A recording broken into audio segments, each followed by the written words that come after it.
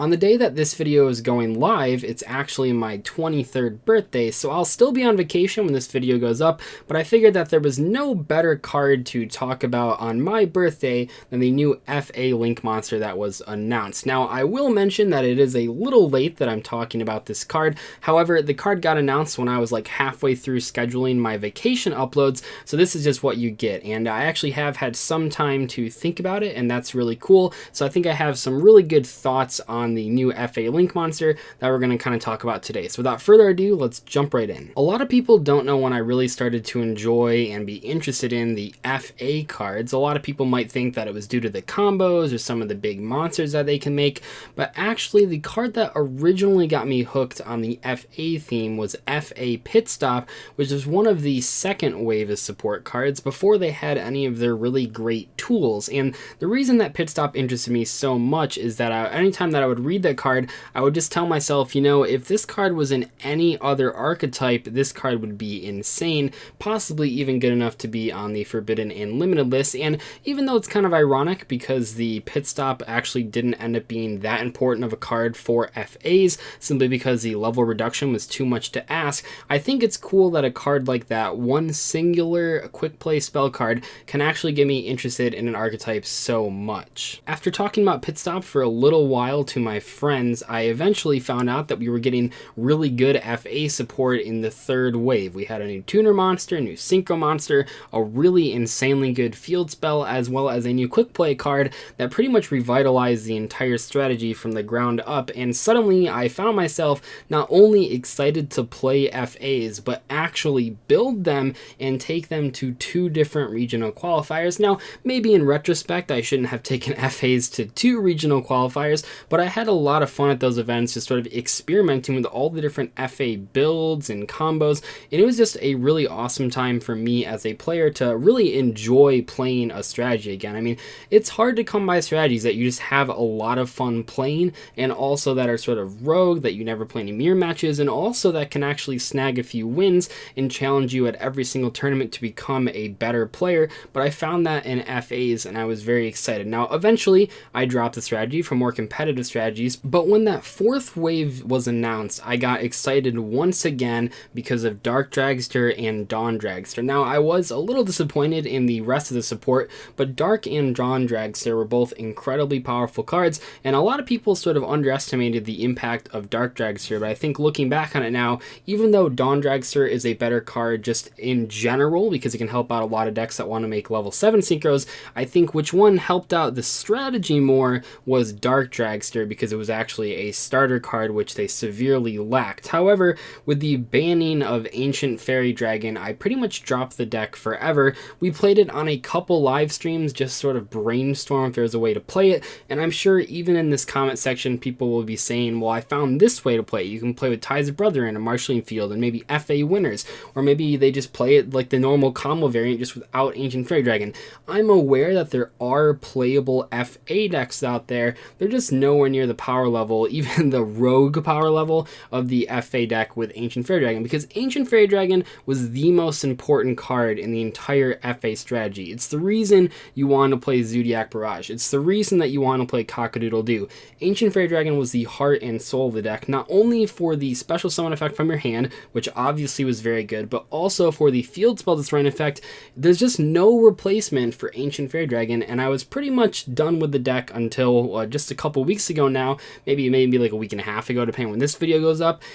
We got a new Link Monster announced, and in today's video, I wanted to talk about it. I did just kind of want to give my brief history of the strategy, just in case you weren't following me back then. But yeah, I've been playing FAs for a while. I've played many hours with them. I've gone to tournaments with them. I've played a lot of different versions of the deck, and I think there's nobody else really that's better suited to talk about the FA Link Monster than myself, because kind of when we saw the Dark Dragster come out and people that had never played the deck sort of reviewed it, we saw that a lot of people just didn't understand how the deck actually functioned. So I think in the same way, I want to talk about this new Link Monster from the perspective of someone that is not only just a Yu-Gi-Oh player, but someone that is specifically an FA player. This new Link Monster is being released in the same set that the OCG is actually getting all the FA cards that they don't have, because up until now, the OCG players have only had that first wave of support, and we've seen this happen in the past. We saw it happen with Spiral Double Helix as well as the Subterra Link Monster. And while you might think, well, that means we're never going to see this card, actually, in the case of both Spiral Double Helix and the Subterra Link Monster, not the case with Subterra Guru, but in the case of the Link Monsters, we actually saw them almost immediately after they got released in the OCG. And in the case of a card like Beatrice, a card that helped out Burning Abyss, we actually only had to wait less than 6 months to get that card, which isn't that unreasonable considering how slow Konami is on a lot of other releases. So I'm not sure when we'll get this card in the TCG, but I would say probably less than 6 months is a good bet, even if it's not in the very next core set after Cybernetic Horizon. Anyway, let's jump right into reviewing it. So it's a Link 2 monster with 0 attack, and it has 4 different effects.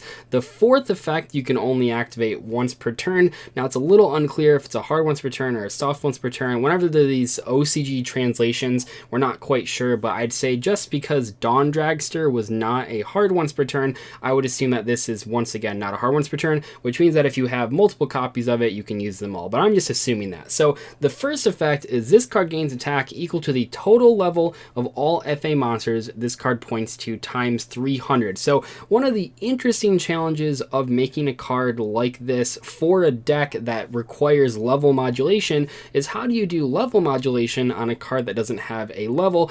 This is kind of how they're doing it, and that's okay. This card probably won't get to obscene amounts of attack points, but it seems like Konami is actually afraid of that because the second effect is battle damage to either player involving this card becomes 0. Now, I don't understand that at all. It would take a lot to actually get this card to crazy amounts of attack points, and even if it did get to a lot of attack points, is that necessarily a bad thing? I mean, this is a rogue strategy we're talking about, and spoiler alert, the rest of these effects are not as good as Spiral Double Helix, which means we're not going to be seeing a ton of FA decks all over the place.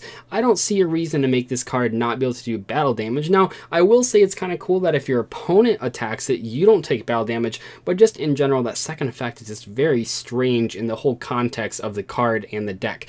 Now the third effect is if the effect of an FA spell trap card is activated, place 1 athlete counter on this card. Now I saw a lot of people saying, once again, why does an archetype card in an archetype that doesn't have to do with counters, why is it suddenly getting a counter effect? Well, the reason being is, once again, this is how Konami is avoiding the fact that it doesn't have levels. This is kind of how it's increasing its quote-unquote level, even though it doesn't have one. So the counter increasing is not once per turn. It's exactly like the FA increasing level effects, but they had to fit it on a Link monster.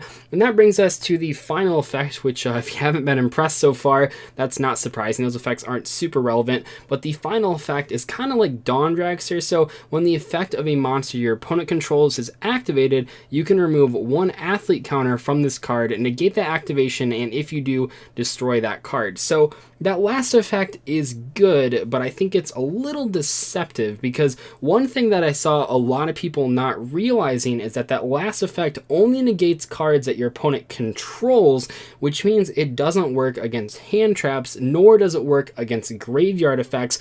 And that's a big deal. I mean, really, in Yu-Gi-Oh, we not only have effects, monster effects specifically, happening on the board, but we also have them happening in the hand and graveyard, and this card can only negate one of those 3 spots, and you have to remove a token, or a counter, I should say, and that's not horrible. It's not a horrible effect, but it certainly isn't as impactful as I would want it to be. But if this card could negate anywhere, I could understand that, but seeing it can only negate things on the field, I don't see it being that big of an issue that this card has to be a once per turn effect. I even think it could just be not once per turn at all, which might be a little crazy to some people, but really, once again, this is FAs we're talking about, and without Ancient Fairy Dragon, this card isn't a starter card. It's pretty much just a replacement for the Cliffort Link monster, I think. Maybe you'll play 2 copies of it, just like Dawn Dragster.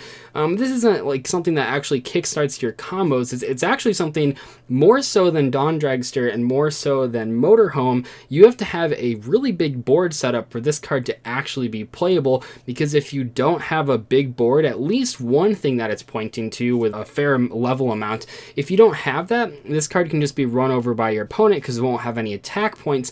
unlike Dawn Dragster, which at the very least is coming out at that 2100, although more than likely it's going to be at 2700 because you'll probably have a field spell when it comes out. But yeah, that's pretty much this card in its entirety. I will say that there are some cool things about it that you might not realize. As soon as Cybernetic Horizon comes out, we actually have a one card way to make this. One Hornet Drones will make this card. I know I keep talking about Hornet Drones, but because we're getting a Sky Striker link monster with a link marker that points down, you can actually Hornet Drones for the red guy, add back Hornet Drones, and then activate Hornet Drones, make the blue guy, and then make the green guy over the red guy, and then with the token, make the blue guy pointing to the green guy. Now you have two machine monsters to make this thing. If you couldn't follow that, it's basically you just use Hornet Drones and with the green monster, the green Sky Striker guy, in your extra monster zone, and then the blue one pointing to it. So yeah, Hornet Drones for 3 extra deck spots can make this card as a one card way to summon it. I don't know if that's really viable, and I don't know if by the time this card comes out, we'll still even have the Sky Striker engine in the TCG in its full form. I highly doubt it, but it's worth mentioning. And yeah, I think this card is okay. It's not great. It's okay, though. It's not exactly what I would have wanted. Now, we haven't, at the time of making this video, we haven't had the Vendread card revealed, so I think it'll be interesting to see the relative power level of the Vendread card compared to this card. I think if the past Vendread releases versus FA releases have taught us anything, it's that the Vendread card will probably be disappointing, which is kind of sad because I was really hyped for Vendreads when they were first announced. But yeah, this card is cool. I'll definitely play 1 or 2 copies, but it's not really going to change the FA strategy.